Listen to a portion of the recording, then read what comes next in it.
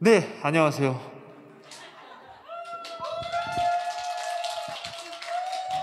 제가 누군지 전혀 모르시겠죠, 여러분?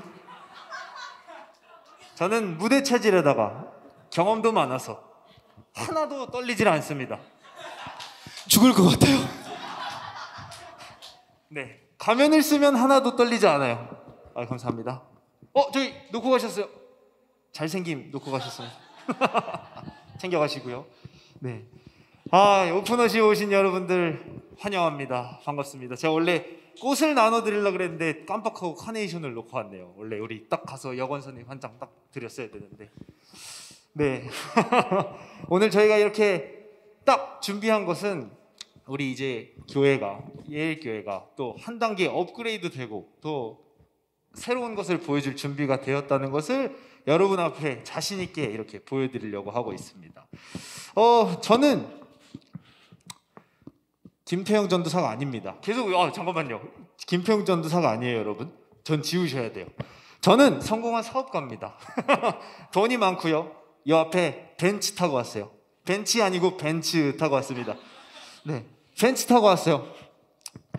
교회 올 때마다 항상 저는 은혜를 받는 기분입니다. 왜냐하면 이 달려오는 이 길이 너무나도 축복받은 삶 같거든요. 제가 이 꽃을 하나 들고 나왔는데요. 교회 다니고 나서 제 삶은 이 꽃과 같습니다. 사시사철 예쁘고 아름다운 거, 하나님한테 축복받고 복받고 은혜 받은 이 기쁨이 얼마나 큰지 여러분 아십니까? 이거 경험해 보신 분 있으세요? 네, 재수없죠, 여러분. 그만하겠습니다. 저도 소름이 끼쳐서 못하겠네요. 저 벤치에 앉아있다 왔습니다. 네, 여러분, 제가 이 꽃 하나 들고 왔고요. 제가 이 쓰고 온 가면은 사실 집에 다들 하나씩 있다고 생각을 합니다. 가면 하면 생각나는 거 바로 있지 않으세요? 뭔가 이중인격, 실제 속마음이랑 다른 내 어떤 겉모습, 보통 이런 걸 우리가 많이 떠올리는 것 같아요. 제가 방금 보여드린 것도 그렇습니다. 제가 방금 쓰고 온 이 가면은 종교인이라는 가면이에요. 교회 다니면 나는 하나님한테 복받아서 고난이라고는 하나도 모르고 어려움이라고는 하나도 없고 늘 항상 하는 일 술술 잘 풀리고 잘 되는 것, 이런 가면을 딱 쓰고 있으면 여러분들은 어떤 생각이 드나요? 재수없다, 뭐 이런 생각이 드실 거예요. 네. 사실은 뭐 종교인뿐만이 아니라 모든 사람들이 이런 가면을 쓰고 세상을 살아가고 있지 않은가라는 생각이 들어요. 사실 가면을 쓰는 이유는 여러 가지가 있을 것 같은데요. 일단 가장 먼저는 내가 숨기고 싶은 어떤 내 모습, 연약한 내 모습, 혹은 보여주고 싶은 어떤 모습일 때 우리는 가면을 쓰는 것 같습니다. 제가 이제 요즘 코로나 거리두기가 많이 풀려가지고 밖에 이제 마스크 벗고 다니잖아요. 근데 나가는데 하연 전도사님이 마스크를 끼더라고요. 그래서 왜 마스크를 끼고 나가? 다 풀렸는데? 이랬더니 나는 코로나로부터 나를 보호하는 게 아니야. 내 살을 보여주고 싶지가 않아 라고 얘기를 했었는데, 우리가 가면을 쓰는 이유는 무엇인가 가리고 보여주고 싶지 않은 어떤 내 모습이 있기 때문에, 연약한 모습이 보이기 싫고 실패하는 모습이 보이기 싫고 망가진 내 모습을 보여주고 싶지 않기 때문에, 아까 제가 말한 것처럼 나는 벤츠 샀어, 하나님의 축복으로. 나는 사업이 잘 돼. 나는 세상에서 되게 잘 나가. 이런 어떤 보여주고 싶은 가면을 우리가 쓰는 게 아닌가 생각을 합니다. 이게 자의적으로 쓴 가면이라고 한다면 사실 가면은 꼭 내 뜻대로만 쓰는 건 아닌 것 같아요.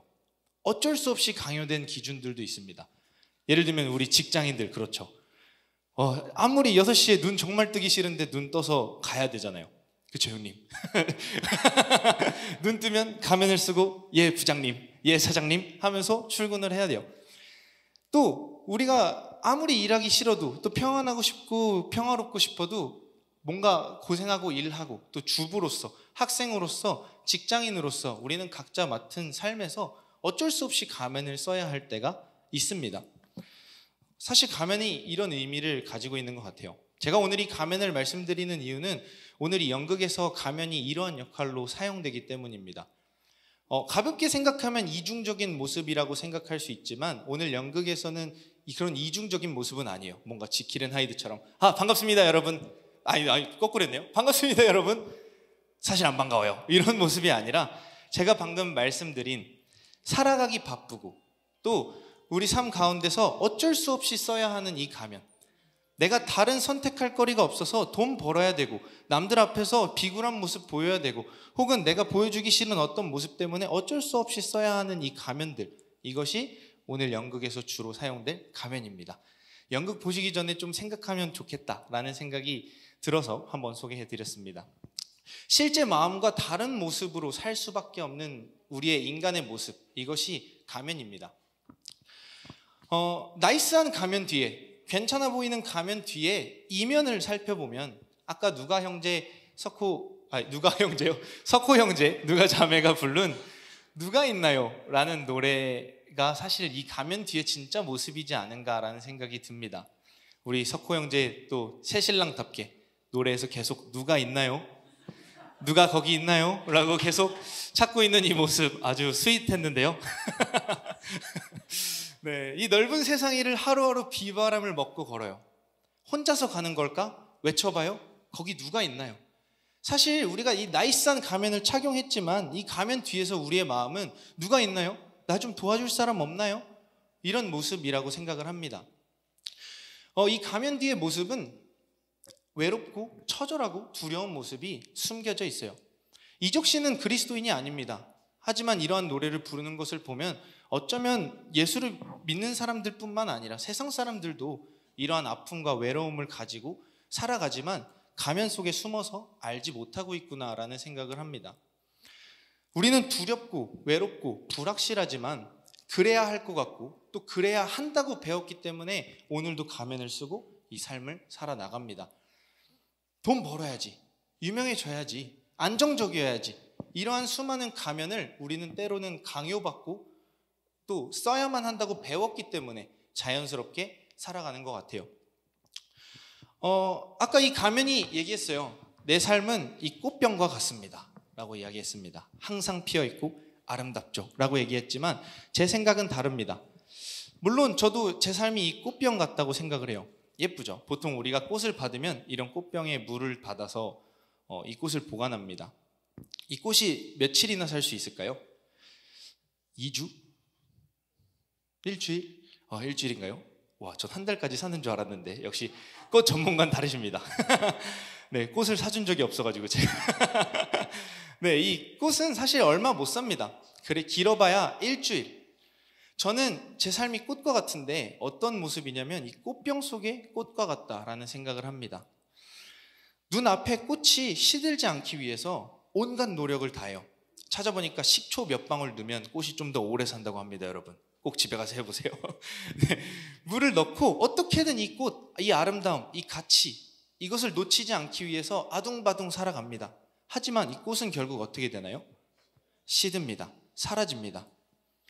우리는 이 보이는 아름다움과 보여지는 모습들, 그리고 세상이 나한테 정한 기준 때문에 그것을 열심히 살아가다 보니까 생명이 뭔지에 대한 질문이 사라지는 것 같아요. 이 아름다움을 유지하는 데 급급해서, 이 나의 괜찮은 모습, 나이스한 모습을 유지하는 데 급급해서 살아갑니다. 그러나 이 꽃이 살아있는 것 같지만 사실은 일주일 이내에 죽을 것입니다. 우리의 삶도 마찬가지인 것 같아요. 제 삶은 꽃병 속의 꽃과 같습니다. 이 보이는 모습은 살아있는 것 같지만 결국에 죽음을 향해서 가고 있어요. 꽃은 화려한 것 같고 영원히 펴있을 것 같지만 일주일 안에 시듭니다. 네. 제가 오늘 이것을 말씀드리는 이유는 두 번째 이 연극에서 중요한 주제가 나오기 때문입니다. 바로 죽음이라는 주제인데요. 우리는 죽음이라고 했을 때 코끝에 숨이 사라졌을 때 죽음이라고 생각을 합니다. 하지만 이 꽃병 속의 꽃은 결국에 시듭니다.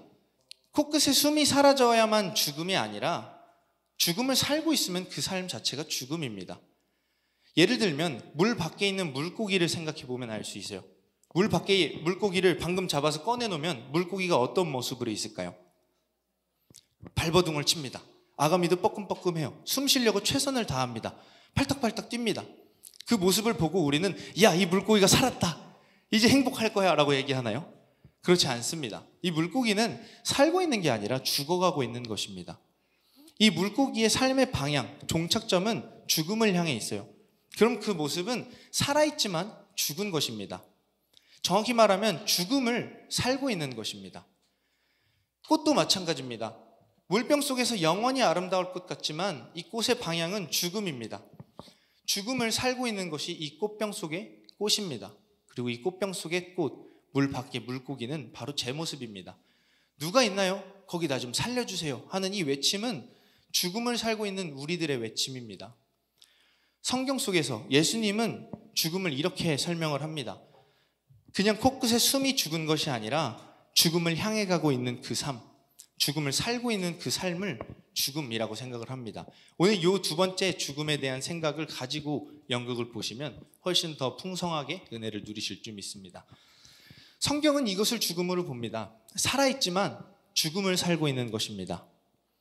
우리도 살아있지만 살아있는 것처럼 보이며 정해진 가치와 기준을 위해서 그 물 밖의 물고기처럼 발버둥 치면서 살고 있는 것, 죽음을 살고 있는 것입니다. 우리는 살아있지만 죽은 것입니다. 성경은 이것을 죽음이라고 이야기합니다. 그래서 우리는 이 가면을 씁니다. 이 죽음을, 이 허무한 삶을, 의미 없는 삶을 가리기 위해서 오늘도 세상이 정한, 그리고 나에게 강요한 이 가면을 쓰고 각자의 삶으로 나아갑니다.